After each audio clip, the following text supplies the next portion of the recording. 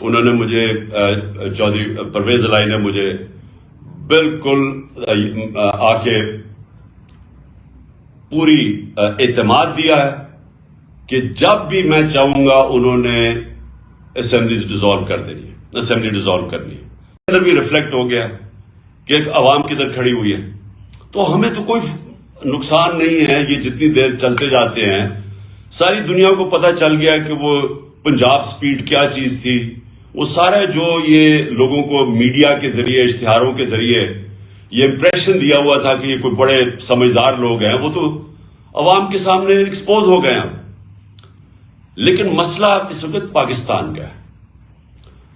سب سے پہلے مسئلہ ہے کہ پاکستان جدھر یہ پاکستان کو لے کے جا رہے ہیں، ہر پاکستانی کو فکر ہونی چاہیے جس پاکستانی کا جینا مرنا پاکستان میں ہے، جس نے ملک سے باہر نہیں بھاگ جانا، جس نے بڑے بڑے لندن میں اپارٹمنٹس نہیں لیے ہوئے اور بڑے بڑے گھر نہیں لیے ہوئے یہاں سے منی لانڈرنگ کر کے، جن کے باہر بینک اکاؤنٹس نہیں ہیں، جنہوں نے یہاں سے باہر ریل اسٹیٹ میں پیسہ انویسٹ کیا ہوا ہے باہر کے ملکوں میں، ان کے علاوہ جو پاکستانیوں نے یہاں رہنا اور مرنا ہے، ان کے لیے تو یہ وہ حالات کریٹ کر رہے ہیں کہ یہ جب جائیں گے تو خدا نہ خواستہ یہاں تو حالات وہ ہو جائیں گی جو بھی گورنمنٹ آئے گی وہ سنبھال نہیں سکے گی۔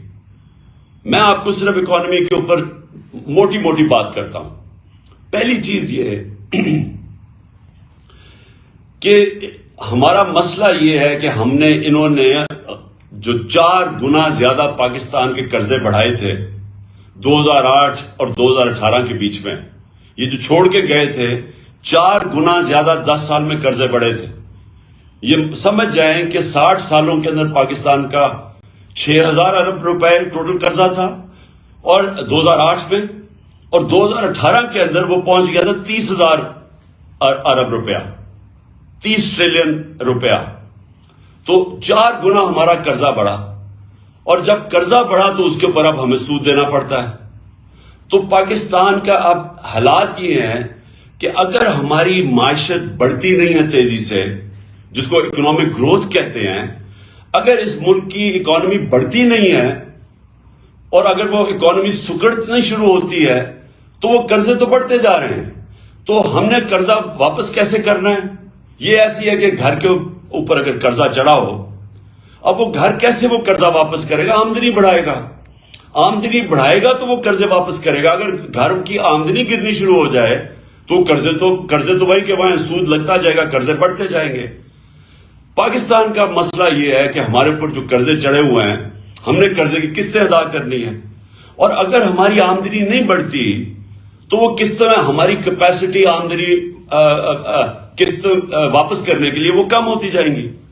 تو نمبر 1 مسئلہ اب اس وقت ملک کا کیا آ رہا ہے کہ جو ہم نے اپنے دور میں ریکارڈ ایکسپورٹس بڑھائی تھی، ریکارڈ ریمیٹنسز تھی، آئی ٹی کو ہم تیزی سے اوپر لے کے جا رہے تھے، جو کہ مستقبل ہے، ٹیکنالوجی تو مستقبل ہے نا دنیا کا، سب سے زیادہ پیسہ تو اب ٹیکنالوجی میں آتا ہے، آئی ٹی کے اندر۔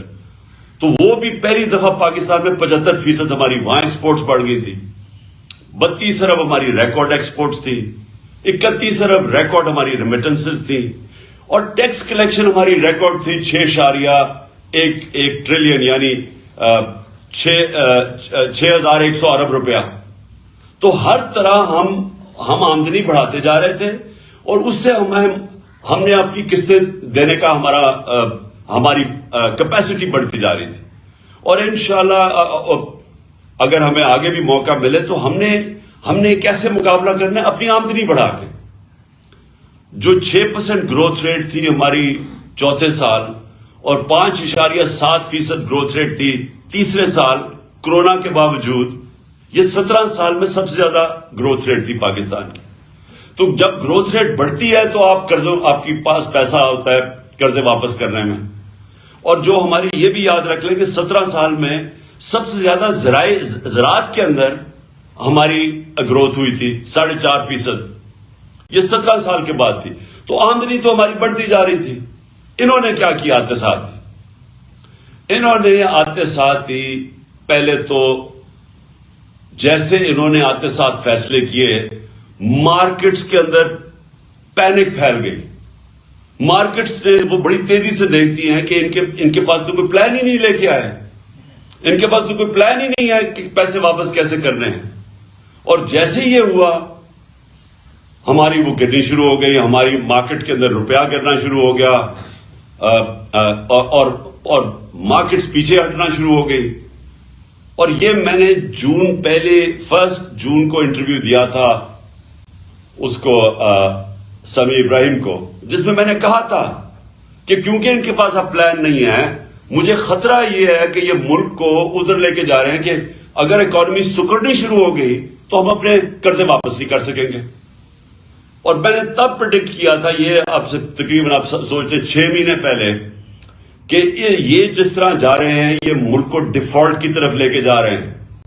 اور ڈیفالٹ کا آپ اندازہ نہیں لگا سکتے کہ خدا نہ خواستہ ہم ڈیفالٹ کر جائیں تو ملک ادھر پیچھے چلا جائے گا. اور اگر کسی نے بیل آؤٹ بھی کرنا ہوا تو پاکستان کا جو سیکیورٹی ہے, نیشنل سیکیورٹی, وہ خطرے میں چلی جائے گی. تو بڑا انہوں نے شور مچایا کہ جی دیکھیں عمران خان کو غدار مجھے کہہ دیا, اور اسمبلیوں میں بڑا شور مچایا. تو آج ساری دنیا کہہ رہی ہے کہ ہم ڈیفالٹ کی طرف جا رہے ہیں.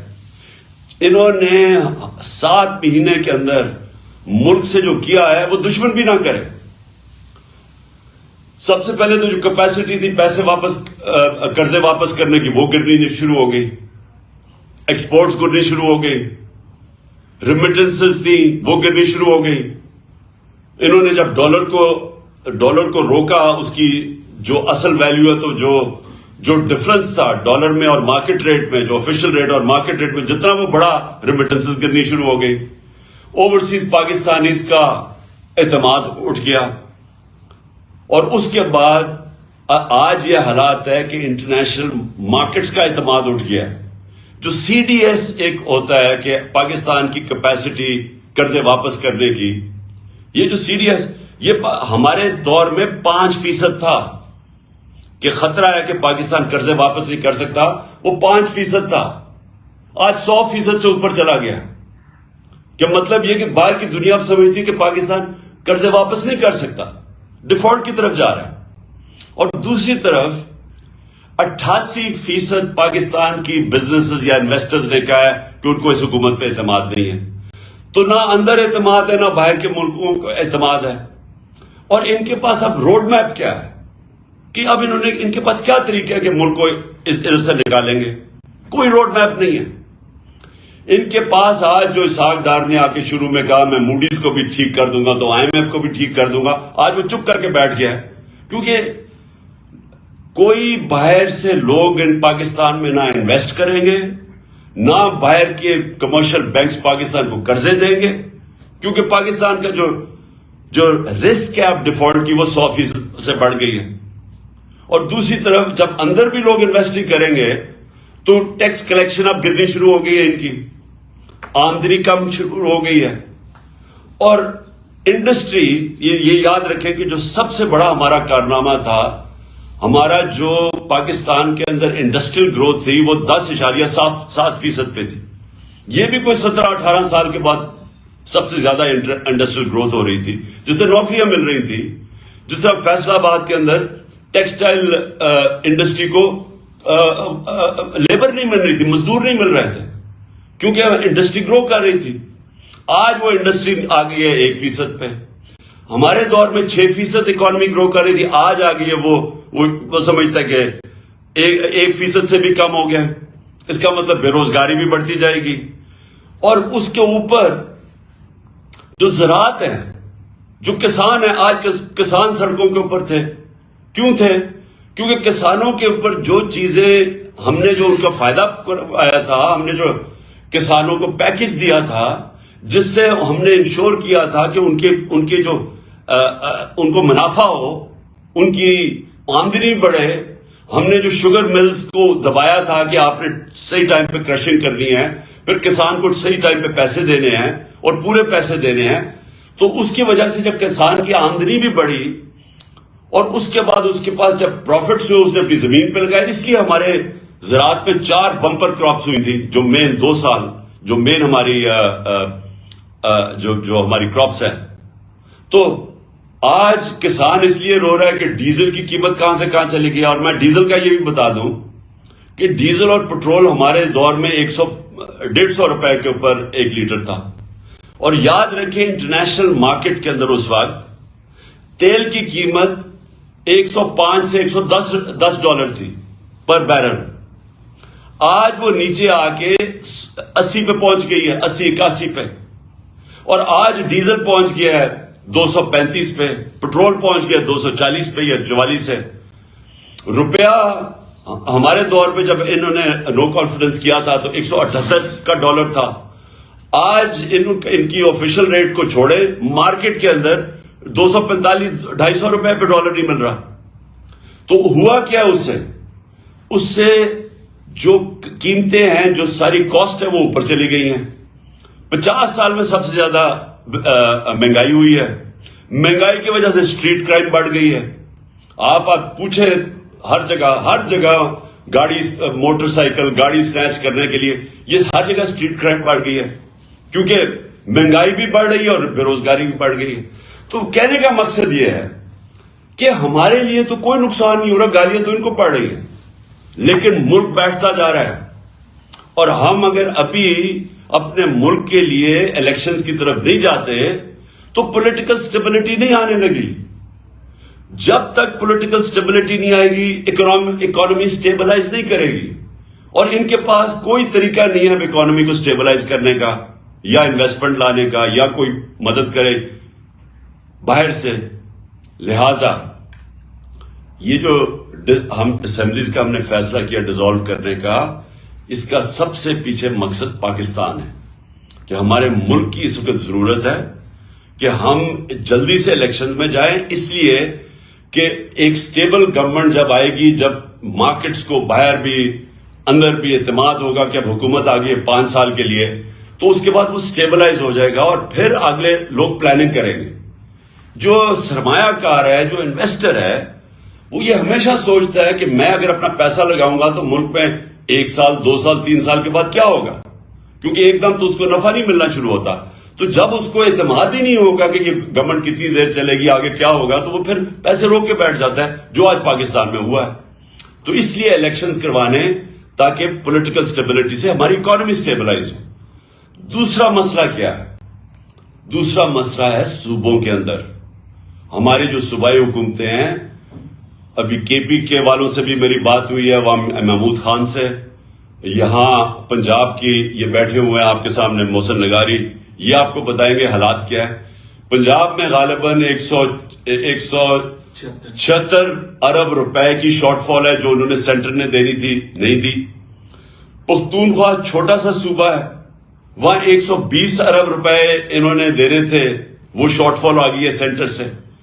اور یہی آج گلگت بلتستان میں چلے جائیں تو وہاں کے چیف منسٹر کہہ رہے ہیں, آزاد کشمیر میں چلے جائیں تو وہاں کے پرائم منسٹر کہہ رہے ہیں کہ پیسے نہیں دے رہا سینٹر.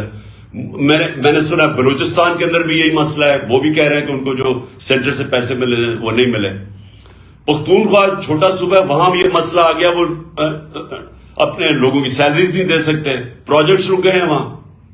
تو ایک طرف تو ملکی معیشت نیچے جا رہی ہے, دوسری طرف صوبوں کے اندر کرائسس آ گیا کہ جو ہماری گورنمنٹس ہیں, اگر ہمارے پروجیکٹس ہی نہیں پورے ہوں گے, جو ہم پرفارمنس کیسے دکھائیں گے. وہ دوسرا ایک خوف آ گیا صوبوں کے اندر. تو اس لیے یہ سب کچھ دیکھتے ہوئے یہ میں نے فیصلہ کیا تھا کہ اس وقت ہم یا تو یہ ہوگا کہ یہ ہمارے ساتھ بیٹھیں اور یہ سوچ لیں کہ تقریباً 66% پاکستان میں الیکشن ہوگا پختونخوا اور پنجاب کا. اگر یہ ڈیزالو کرتے ہیں اسمبلیز تو 66% پاکستان میں الیکشن ہوگا. تو کیا یہ ملک اور باقی ویسے رک جائے گا کام, کیونکہ ساری جو پارٹیز ہیں جو یہ ابھی بیٹھی ہوئی ہیں 12-13 پارٹیز پی ڈی ایم کی, ان ساروں نے بھی الیکشن میں نکل جانا ہے. تو گورنمنٹ تو فریز ہو گئی, فیڈرل گورنمنٹ.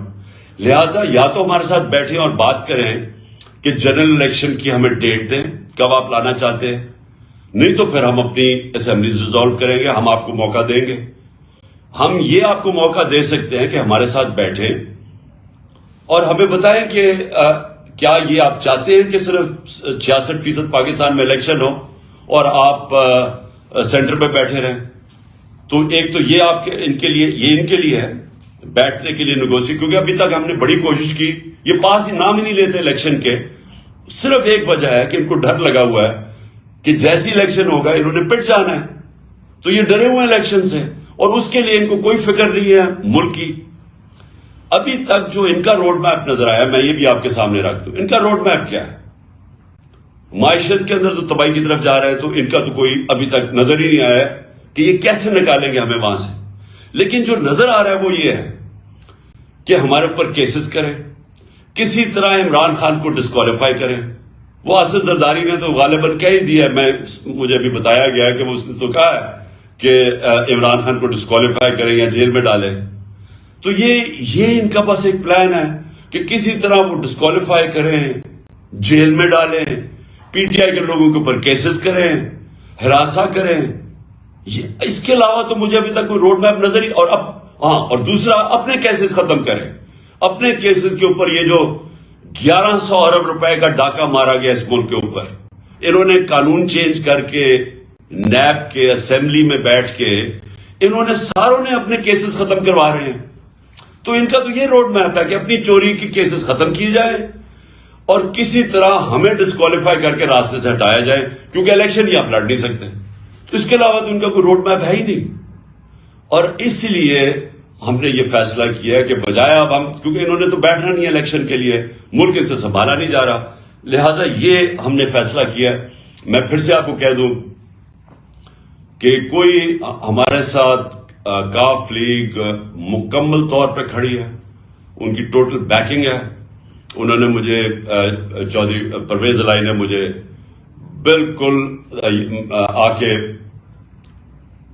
پوری اعتماد دیا ہے کہ جب بھی میں چاہوں گا انہوں نے اسمبلی ڈیزالو کر دینی ہے، اسمبلی ڈیزالو کرنی ہے. تو ہمارے پاس وہ پوری آپشن ہے. میں صرف آپ کو میں صرف باری باری ڈویژن وائز آپ سے بھی میں سب سے بات کروں گا تاکہ آپ سب کو کلیئرٹی ہو جائے اس میں، تاکہ آپ سب آن بورڈ ہو جائیں. میں نے صرف آپ کو یہ اوپننگ اس لیے کی تھی آپ کو بتانے کے لیے کہ میرا کیا مائنڈ سیٹ ہے اس فیصلے کرنے کے لیے. اور میں اب چاہوں گا کہ آپ کے جو بھی سوالات ہیں، لیکن کیونکہ اتنے زیادہ لوگ ہیں، سب کے سوال میں نہیں